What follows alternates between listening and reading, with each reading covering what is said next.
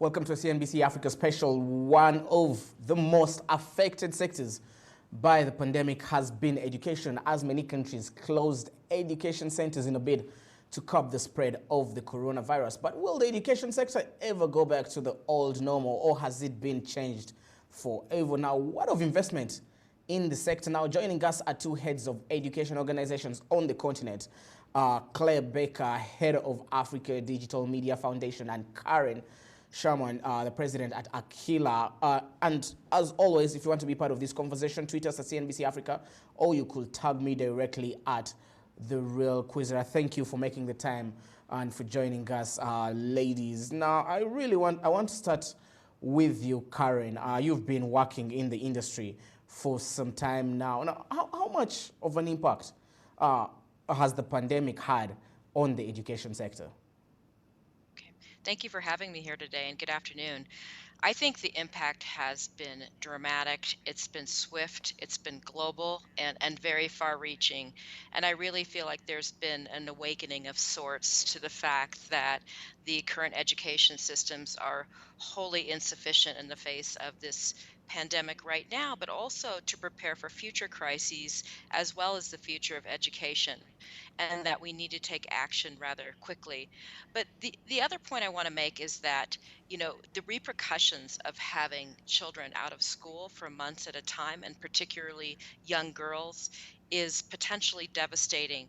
We know that 50,000 young girls in Africa have been raped since the pandemic.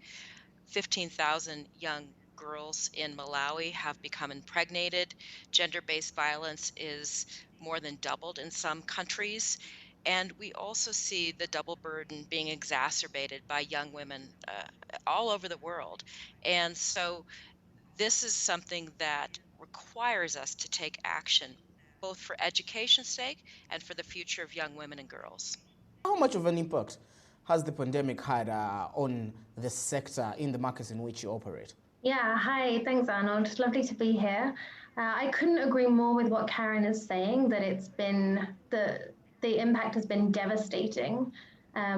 Whilst at the same time, as she said, it's also encouraged a lot of innovation and meant that much of the digital learning innovation that could happen has been accelerated, which is definitely a great thing for learners all over the world.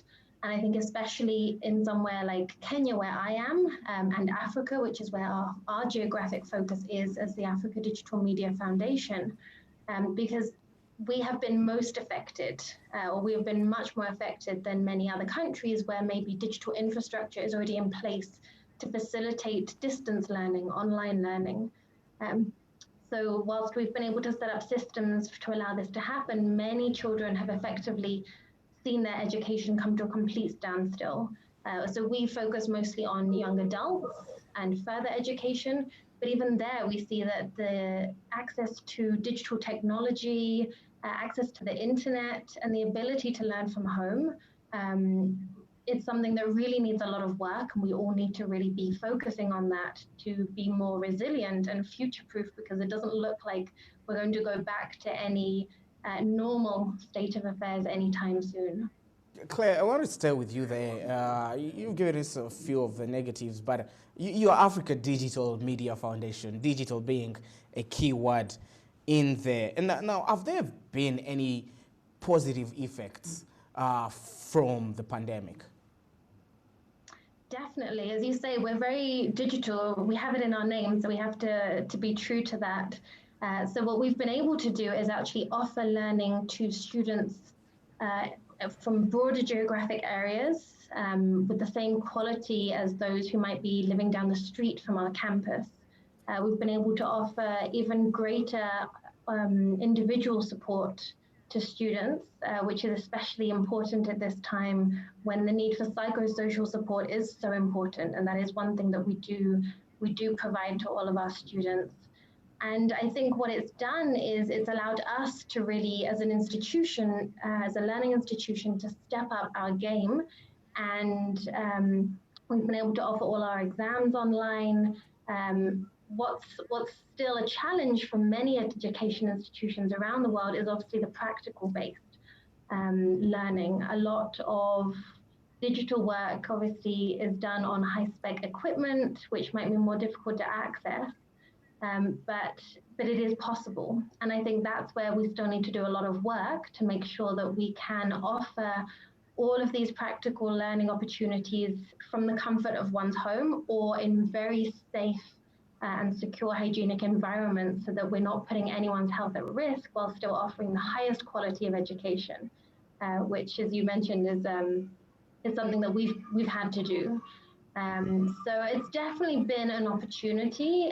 And like I said, we've been very lucky that we, at the Africa Digital Media Foundation and the institute that we are attached to, we've been able to accelerate moving everything online. And we were one of the first Kenyan institutions to actually be able to do that and still continue with exams on time and keep our students moving through their learning and their professional and personal development. And another thing that it's really done is made digital skills much more relevant. I think now you can't get by, and we realize more and more that you can't get by without these important digital skills. You know, there's DQ, digital intelligence quota, which is now just as important as intelligence quota and emotional intelligence as well. And that's something that we really do instill in young people, and that we want to be more preponderant across the continent, that we can provide skills and the experiences for the jobs of the future. Talking about the jobs of the future, Karen, bring you back into the conversation. If you could just expound on how Akilah, because Akilah runs, you run a couple of institutes in Rwanda, to be specific. How have they, or how have you adapted? Yeah. So I agree with everything that Claire has said. It's been a challenging time for us. I mean, we moved rather quickly to make sure that when the campus closed in mid-March, according to the government of Rwanda directive, that all of our students would have access to working e-devices as well as internet access to be able to work from their homes, which was super important and not easy to accomplish, actually, since many of our students, about half of whom come from rural areas, went back to their homes where they didn't necessarily have electricity, and so we worked hard to make sure that we could teach out trimester 3 of the academic year, but also to be prepared for the next phase of education. And we were, I guess, in some ways ahead of the game because we had been preparing for the future of online education. We had been teaching in a blended modality for more than a year, which is a combination of online and offline learning. And so we had been working towards that. And so with some additional training and support for our faculty, we have been able to make the shift to online learning pretty effectively. But there's some key lessons learned that we have that might be instructive, and four big things that we've learned in terms of moving from really a face-to-face or blended to a fully online modality. And I should point out that these are in fact different modalities, and I think the schools that have really suffered is because they tried to take a face-to-face product and simply make it work for virtual learning, which doesn't necessarily work, that we've seen in many cases, and student learning has suffered. But there is a way, I believe, to do it with quality, and one is to make sure that we're doing synchronous learning or having synchronous touch points so that we're building that culture of accountability for students, that they have to be able to check in at certain times of the day, and that their academic advisors are working with the students to make sure that A, they don't get behind in their coursework, but B, that they're actively participating in those online sessions. Secondly, it's also really critical for students to be able to work together, even in an online modality, because that team-based learning is so important for preparing students for the future workforce, and developing those soft skills, which are so important, we know, in terms of engaging economically. We also know that competency-based education is really important for students in the sense that it doesn't really measure time in the classroom or time online, but you're actually measuring what students learn, and it makes the learning outcomes completely transparent for students, for faculty, for parents, for everyone. And finally, I think, as Claire pointed out, we're going to need to invest in new systems to really do online in a serious way, whether it relates to proctoring or plagiarism software or other systems that we can replicate the practical experiences online. There's much work to do in that area. And alongside that, making sure that we're training up our teachers and our faculty to be able to really teach in an online modality, that they know how to both focus on the academic outcomes, but also create a social experience for students. Karen, I want to stay with you there. You talked about, you brought the students into the conversation, and we are going to talk about their reaction to this a little bit later. Claire, you will feel free to jump in at any moment. But Karen, now, with the movement of many classes online, doesn't this risk, exacerbating the access to quality education challenge?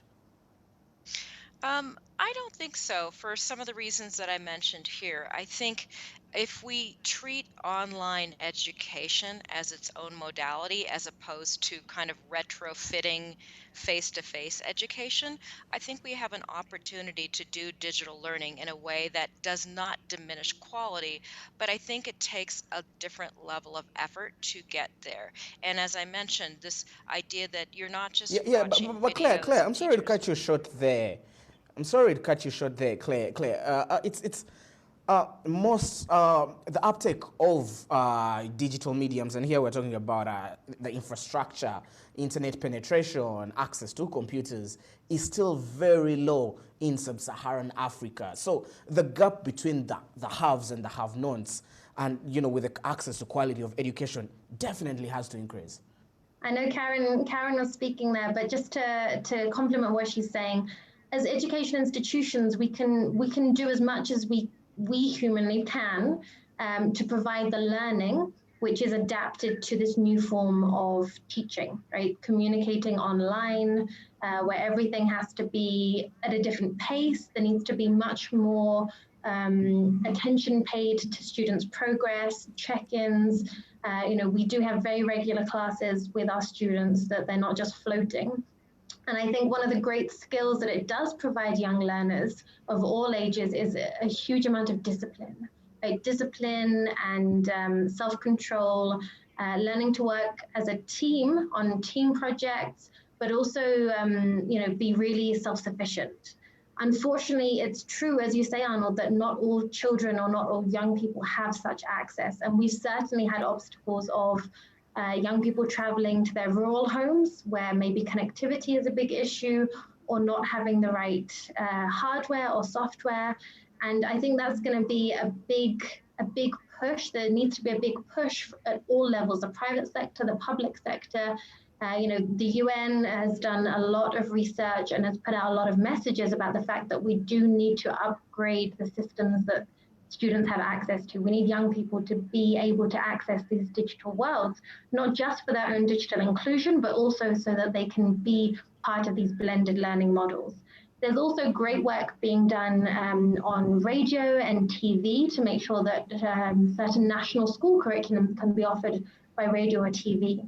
But certainly, I think Karen and I are both in the same boat, where we're not doing national school curriculum delivery. We are doing higher education, much more modern and innovative ways of delivering knowledge to young people on specific subjects.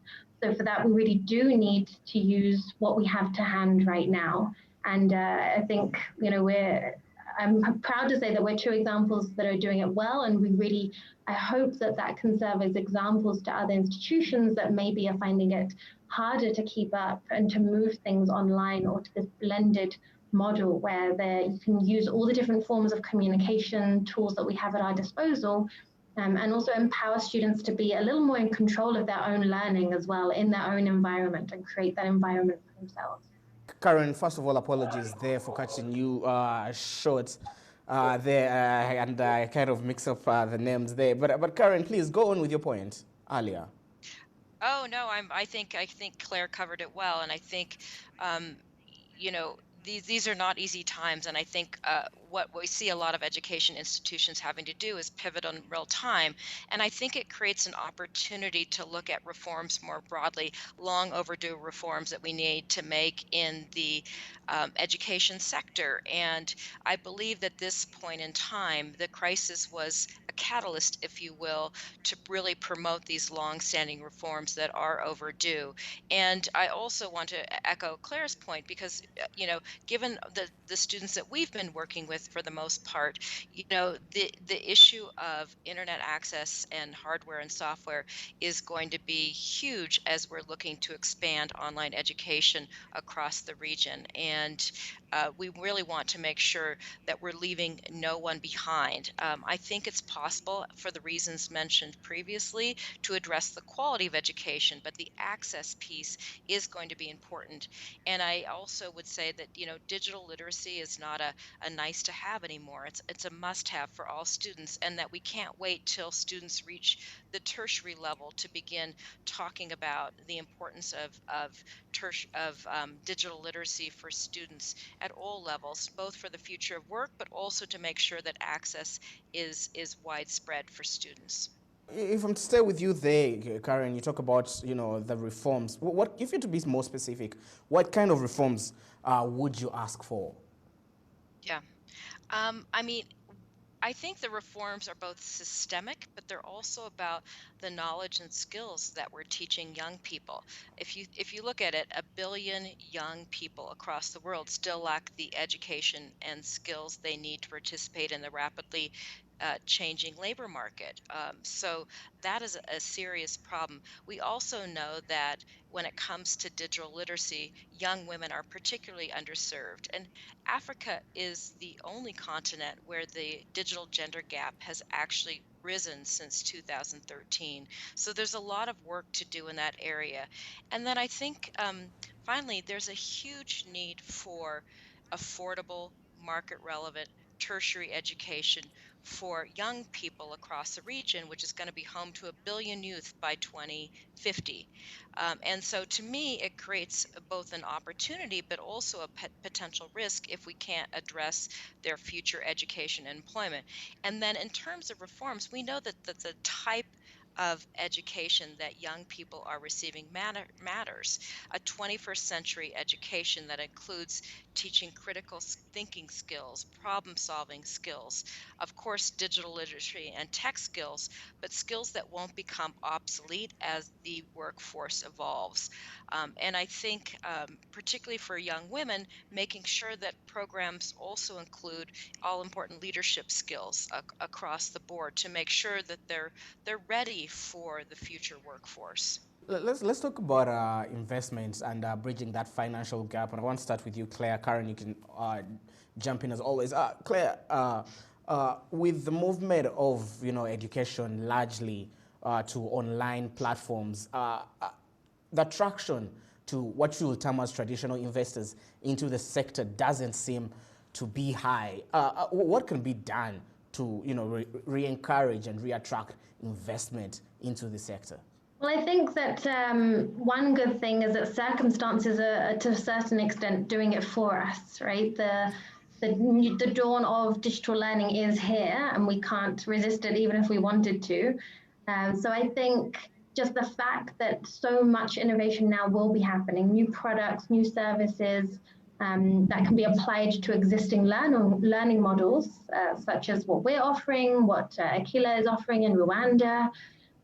So that should attract private investment because it makes sense for the investors to, as Karen said, foment this digital workforce, right? Getting African youth ready for the jobs, not even of the future, because they're the jobs that we need now, and we don't have enough skilled young people who have both the technical and the soft skills to fill those positions really competently and really propel our continent on the development path that we're already on. So I think that we also want public funding to be providing the example, right? So much more investment is needed in education in general. Even before the pandemic, the funding gap that was needed to reach the SDG 4, which is the one focused on education, had already almost tripled in the space of 5 years. So we actually need more and more funding because the unit cost to equip one young person with the skills that they need to make it in the workplace has increased exponentially. So there is a big need, and it's up to us to also show that these skills make sense, to demonstrate it by speaking on platforms like this. So thanks for providing us that opportunity. And I also think that Karen mentioned a very important point, which is about women, right? Getting young women into education, and especially into education streams around STEM, around digital media, around the arts, so that we have more of those female voices and there's more inclusivity in the stories that we're telling, which is something, we're very focused on digital media, which could be filmmaking, it could be digital marketing, it could be photography or design or illustration, all of which are really growing on this continent. They are huge industries, which can really create an enormous amount of jobs. And so that's a very attractive, an attractive incentive to investors. So I hope, like I said, the public funding will come and then private funding will follow suit because it does make sense. It's irrefutable. Karen, how do we bridge that funding gap? And how have you gone about it as, Akilah, with those examples to ensure that there is more investment in your college? Yeah, it's a really good point. I mean, I would say that traditionally investments in education in Africa have been quite limited, but I do think, as Claire mentioned, that this is a window of opportunity to make some long needed systemic changes, and certainly not only in Africa, but across the world as it relates to education. But I do find that there are new donors like MasterCard Foundation, for example, that is really thinking about the future of education, the future of e-learning, and also obviously the workforce of the future. And so I think foundations like MasterCard are really leading the way in terms of scaling up investments. But I also, as Claire mentioned, it can't just be private foundations. The public sector, governments, other donors need to step up their level of investments to get organizations and institutions who have been delivering education for many, many years to that next phase of development so that they can really provide an accessible and affordable education to young people at all different levels across the education spectrum. And I think that governments can really play a big role here, both in terms of setting standards, allowing for quick approval mechanisms for innovations. I also think that governments can be helpful in addressing systemic challenges as it relates to internet access and bandwidth for excluded communities and rural-based students so that they can participate fully and equally in digital education with, as I mentioned, a particular emphasis on girls. And I think this question of quality does keep coming up as it relates to online education. Is quality going to suffer? And I think more importantly that as development actors, as donors and governments, we should really be looking at educational outcomes versus modality. I think that's the right way to focus our efforts. And if the educational outcomes and the professional outcomes are equal to or greater than what you're getting with a traditional face-to-face program, then you know that you're achieving your goals. And certainly at Davis College and Akilah, that's what we're focusing on. Claire, in your parting shots, what do you think will be the new normal for education sector post-COVID-19? You've used the term that I've tried to avoid using because I think the magic or the beauty or the opportunity even is that there probably won't be a new normal. Everything's up for grabs. Everything is open. It's up to us to see which direction we can take and see what works for particularly the type of young people that we're working with, right? We offer digital media education, so online does make sense and it's a fantastic opportunity. So I think that we want to see how we can make blended learning work. And Karen really mentioned that, combining the in-person and the online in the best possible way.